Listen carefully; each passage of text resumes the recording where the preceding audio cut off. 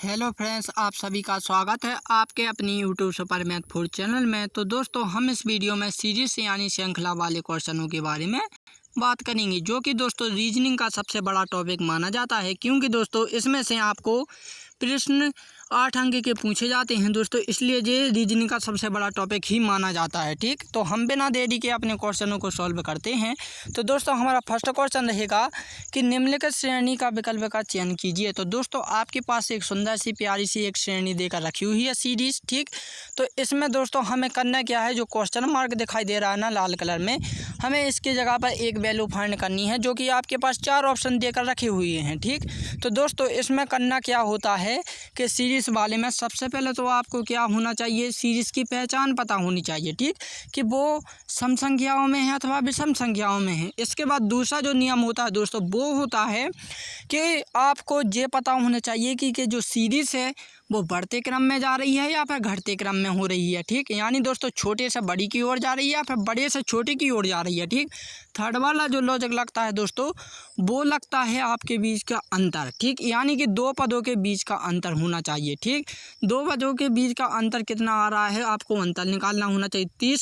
चौथा जो होता है दोस्तों, कि जब आपका किसी क्वेश्चन में अंतर जब निकालते हो तो किसी अंतर आपके क्वेश्चन से क्या होता है दोस्तों, वो हल नहीं होता है, तो उनके बीच का भी अंतर निकाला जाता है। ठीक, तब आपका रिजल्ट आ जाता है। पांचवा जो होता है दोस्तों, कि जो संख्याएं होती हैं ना, तो दोस्तों कौन सीरीज आपको भाज्य संख्याएं भी दे सकते हैं, सम विषम अभाज्य परिमेय अपरिमेय वर्ग वर्गमूल घनमूल। ठीक, इस प्रकार की सीरीज भी दे कर रख सकते हैं, तो आपको ये कम से कम याद होनी चाहिए। ठीक, तो दोस्तों हम क्वेश्चन को सॉल्व करते हैं।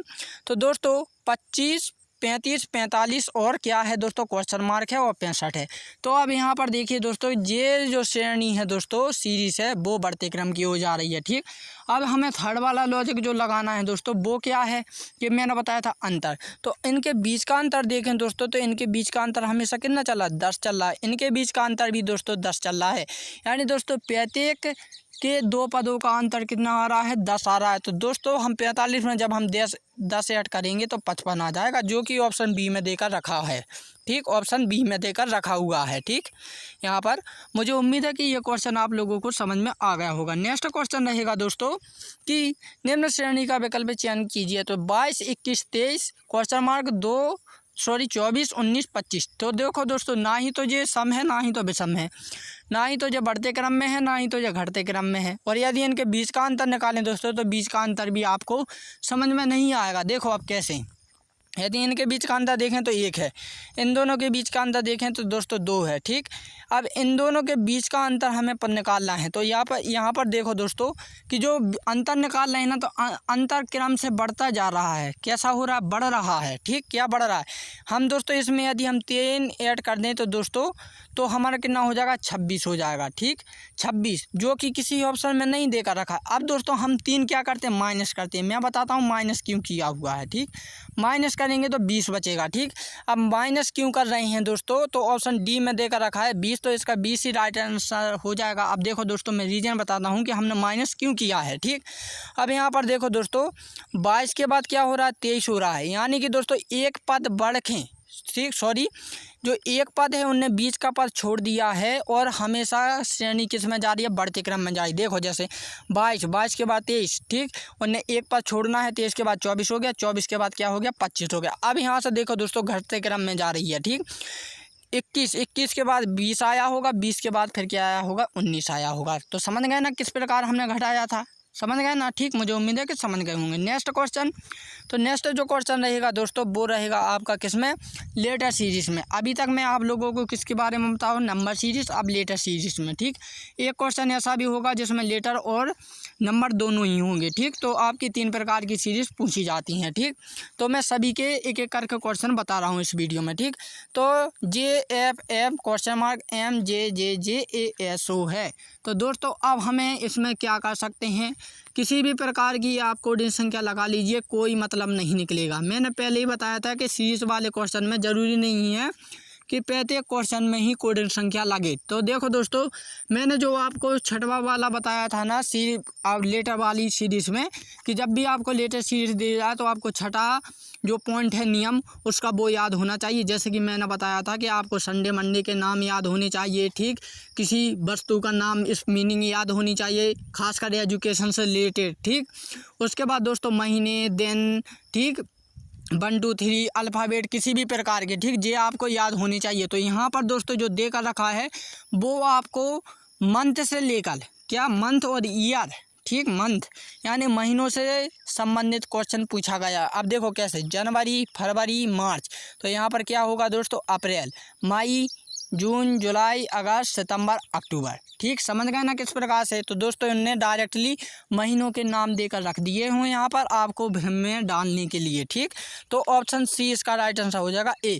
इसलिए मैंने दोस्तों आप लोगों को सबसे पहले ही वीडियो जब मैं बना रहा था स्टार्ट किया था तो मैंने आपको सारे नियम इसके लिखा दिए थे, ठीक। जिसने नहीं देखे हैं वो प्लेलिस्ट में जाकर देख सकता है।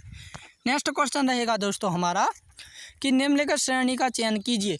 तो ई 6 जी क्वेश्चन मार्क आई, ठीक। तो मैंने आपको ये बताया था कि एक प्रकार का क्वेश्चन आपका ऐसा भी बोलता है जिसे हम मिक्स सीरीज बोलते हैं, ठीक। क्या बोलते हैं, मिक्स सीरीज भी बोलते हैं, ठीक। तो इसमें दोस्तों एक अल्फ़ाबेट देकर रखा है, एक संख्या में देकर रखा है।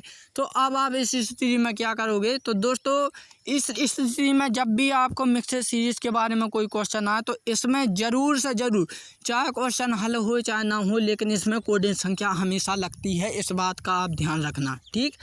कोडिंग संख्या, या फिर दोस्तों जो आपको संख्या देकर रखी है या तो फिर उसे आप हिंदी में कर लीजिए, उसमें लेटर में बना लीजिए, या फिर लेटर वाली को संख्या के रूप में लिख लीजिए, ठीक। समझ गए ना मैं क्या कह रहा हूँ, मुझे उम्मीद है कि आप समझ गए होंगे, ठीक।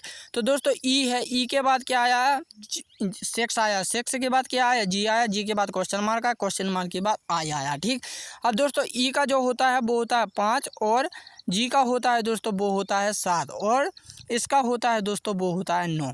अब देखो दोस्तों यहाँ पर क्या है कि क्रम से गिनती चल रही है, देखो 5 5 6 7, तो यहाँ पर क्या आएगा दोस्तों 8 आएगा, ठीक। 8 के बाद 9 हमारा देकर रखा है, ठीक। मुझे उम्मीद है कि समझ गए हो। तो ऑप्शन कितना हो जाएगा, 8 हो जाएगा इसका, ठीक।